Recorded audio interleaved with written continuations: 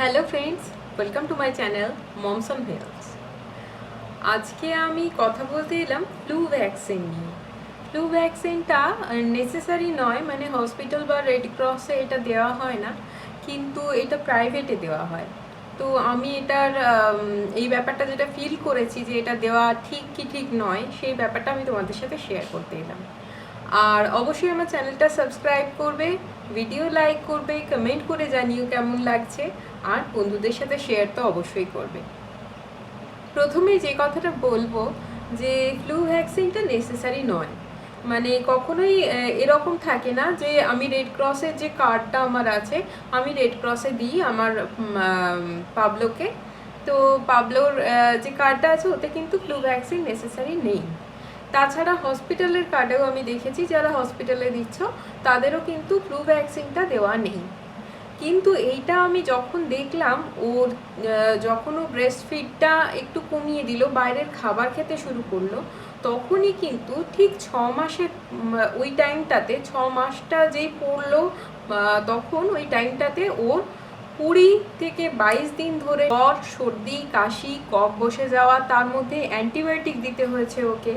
এই সমস্ত কারণগুলো হতেই থাকলো। মানে ওটা যে সেরে গেল 20-22 দিন হয়েছিল, তারপরে আবার কিছুদিন বাদে 7 দিন বাদে আবার জ্বর। তো 7 দিন বাদে আবার ওকে কিছু ওই মন্টের দিয়ে ওই অ্যান্টি অ্যালার্জিক ওই দিয়ে রাখতে হলো। আবার তার 15 দিন যায়নি, তারপরে আবার ও জ্বর, সর্দি এই সমস্ত হতে থাকছে।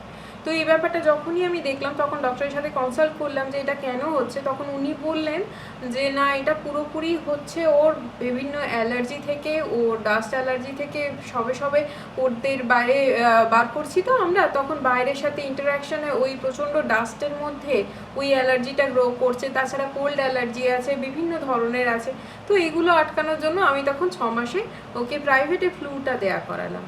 তো ফ্লু টা দিতে তার 1 মাস বাদে আবার একটা ইঞ্জেকশন থাকে, দুটো ভ্যাকসিন থাকে, আর তার 1 বছর বাদে আবার গিয়ে ভ্যাকসিন। তো এই যে 6 মাসে আর 7 মাসে দুটো ভ্যাকসিন আমি দিলাম, তারপরে আমি দেখলাম 6 মাসের ভ্যাকসিনেশনের পরে কিন্তু ওর জ্বর এসেছিল। মানে তারপরেও একবার ছোট্ট করে একটা জ্বর হয়ে গেছে, মানে ঠান্ডা লেগেছে, হাঁচি হয়েছে। কিন্তু সেকেন্ড টাইম যখন 1 মাস বাদে আমি দিলাম ইঞ্জেকশনটা, তখন কিন্তু আমি বাইরে বেরিয়েছি, পুজোর সময়ের ওয়েদার ভীষণ রকম ঠান্ডা গরম চলছে, আর ও তো ভীষণ ছটপটে। আর এখন হামাগুড়ি দিতে শিখেছে, মেঝেতে নেমে পড়ছে, ঘরের মধ্যে ঘুরছে, যা ইচ্ছে করে যাচ্ছে, জলে হাত দিচ্ছে, ভীষণ জলে হাত দিতে ভালোবাসে।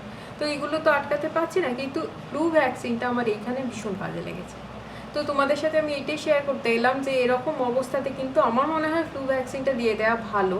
যারা রেড ক্রসে দিচ্ছ, যারা হসপিটালে দিচ্ছ, তারাও গিয়ে প্রাইভেটে দিয়ে দিতে পারো ফ্লু ভ্যাকসিনটা। এটা এমন কিছুই বেশি প্রাইস নয়।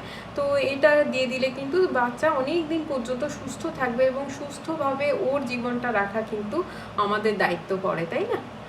তো আমার এটাই মনে হয়েছে, ওই জন্য তোমাদের সাথে শেয়ার করলাম। আর চ্যানেলটা অবশ্যই সাবস্ক্রাইব করো, কমেন্ট করো, লাইক করো, শেয়ার করো। Thank you.